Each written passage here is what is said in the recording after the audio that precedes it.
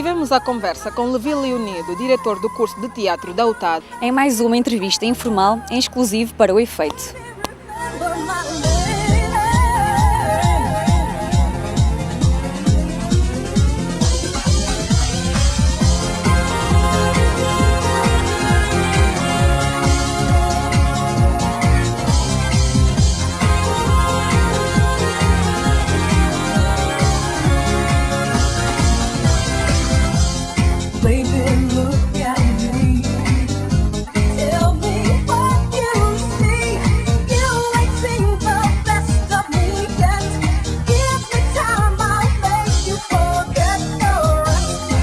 De manhã, ao acordar, quando se olha ao espelho, o que é que vê?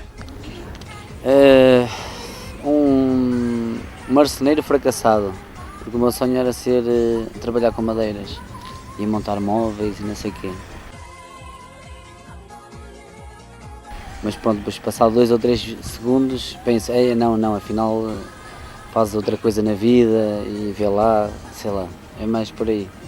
Concorda com quem diz que é mais difícil fazer rir do que fazer chorar? Completamente, isso aí é em total acordo, até porque eu tenho fama de contar muito boas anedotas e sei que isso é muito difícil, porque para sermos mal encarados, qualquer pessoa é mal encarada, o mais bonito e o mais feio. Bem, os mais feios têm mais facilidade de ser mais mal-humorados, mas por norma os feios contam bem anedotas, que é uma coisa que a vida me tem ensinado, os feios contam bem anedotas, é isso. O meu resumo é esse, e portanto fazer rir é muito mais complexo. É só ver pelas comédias, as pessoas acham que às vezes é muito simples fazer rir e não é nada. Até porque o público que está à nossa frente, se for para um público, é muito heterogéneo, muito diferente, percebe as piadas, precisa que haja códigos de leitura entre o público e o próprio ator, se for o ator. Ou se for a pessoa, eu na minha vida real sou uma pessoa muito divertida.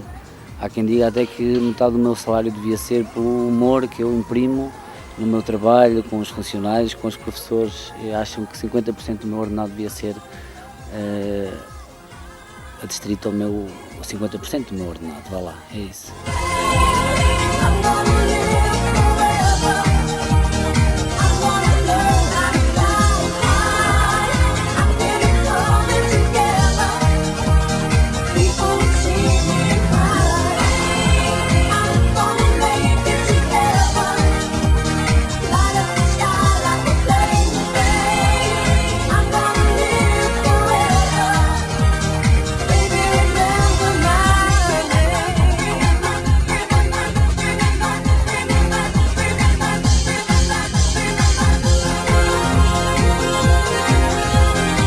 Está satisfeito com o seu percurso de vida?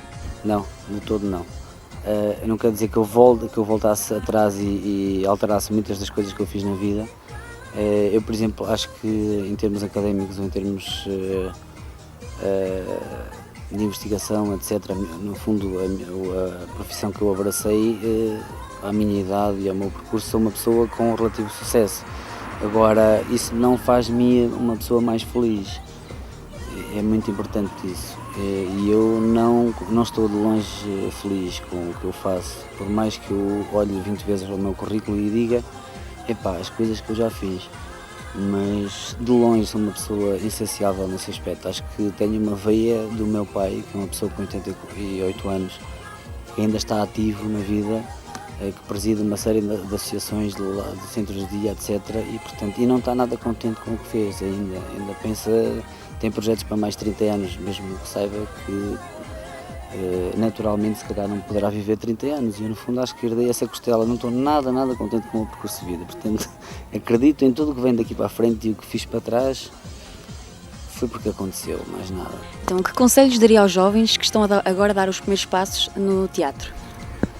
No teatro, isto parte sempre de um pressuposto. Os artistas têm um ego muito grande, e diz que quando os artistas morrem têm que ter 2 caixões, um para ele próprio e outro para o artista. E o que eu digo às pessoas que começam agora pelo teatro é que as pessoas, quando entram num curso de teatro, acham que são artistas porque entraram num curso de teatro, e isso não é verdade. Eles só serão artistas se de facto na vida forem artistas e se esforçarem o suficiente para serem artistas. E ser artista é das coisas mais difíceis que existe no mundo. Seguramente a coisa mais difícil é viver de contratos de espetáculos, de vendas, sem ordenados fixos, sem um estatuto, porque o estatuto do artista ainda é uma coisa que está a ser pensada, mas nunca mais é resolvida essa questão. A questão do plano criativo é das coisas mais difíceis de gerir, ou seja, a criação não nasce porque nós nos sentamos para escrever uma coisa, não, nasce quando tem que nascer. Considero que os artistas são as pessoas mais infelizes do mundo, mas também são as pessoas capazes de fazer as pessoas mais felizes do mundo.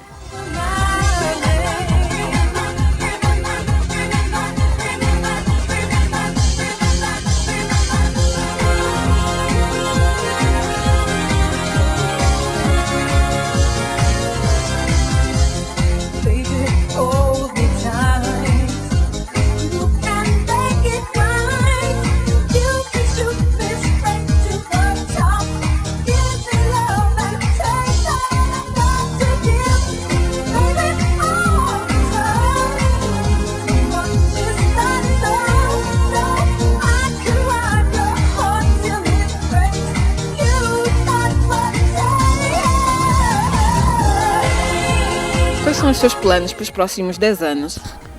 Para já estar vivo, que é a principal de todas, para poder fazer alguma coisa por mim, e se fizer por mim, faço muito pelos outros. Sou uma pessoa cariz altruísta em absoluto. Primeira coisa, tentar sobreviver. A segunda coisa, tentar sobreviver. Não é fácil sobreviver nos tempos que correm e tendo a postura que eu tenho na vida, é muito difícil.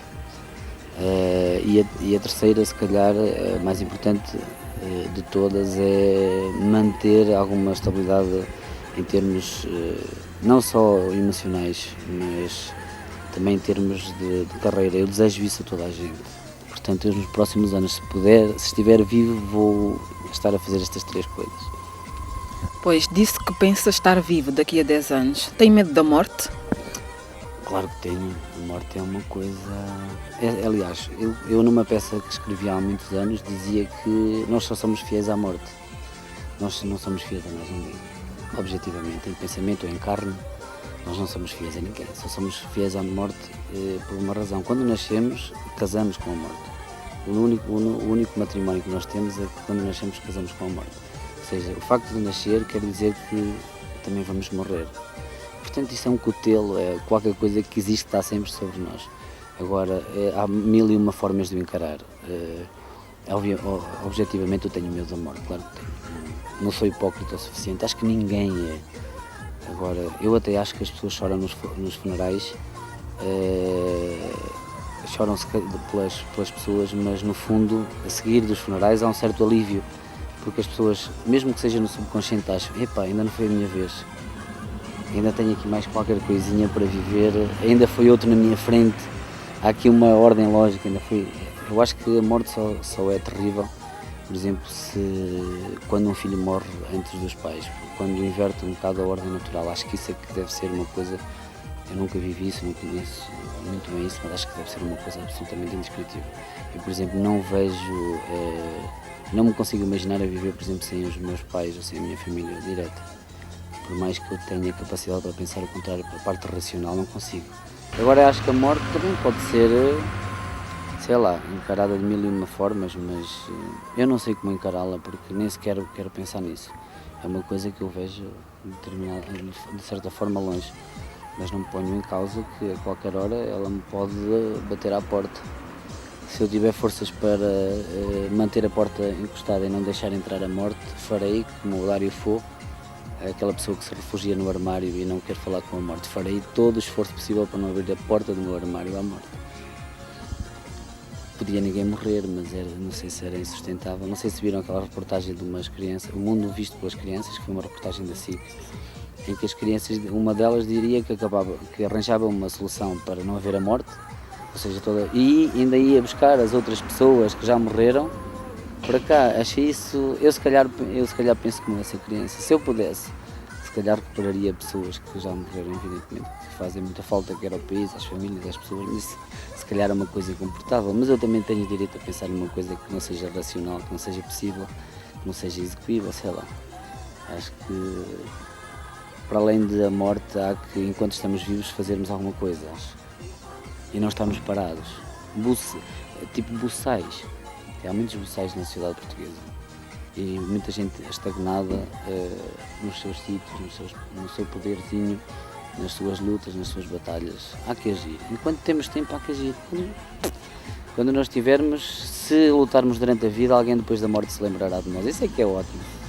E, portanto, ainda não consegui fazer nada de relevante para que se calhar alguém se lembre depois quando eu morrer, mas gostava em vida de fazer algumas coisas como aquela criança, arranjar 2 ou 3 coisas para que alguém se lembre de mim quando morrer.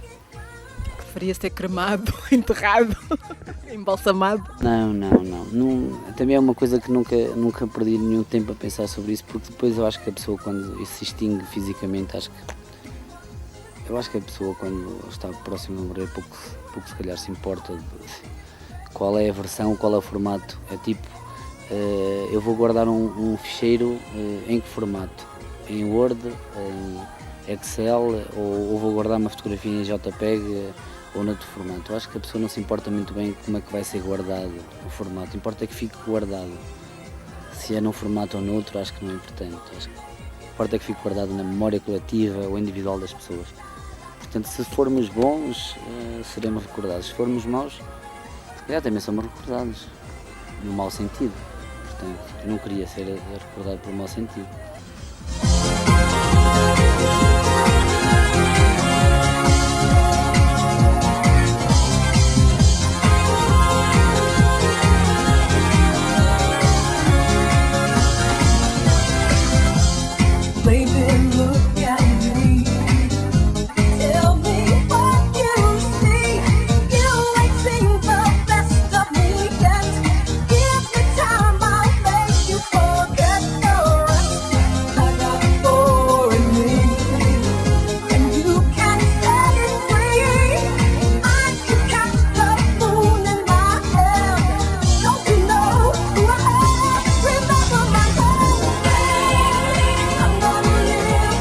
Se tivesse a oportunidade de esfregar a lâmpada do Aladino agora, quais os três desejos que pedia?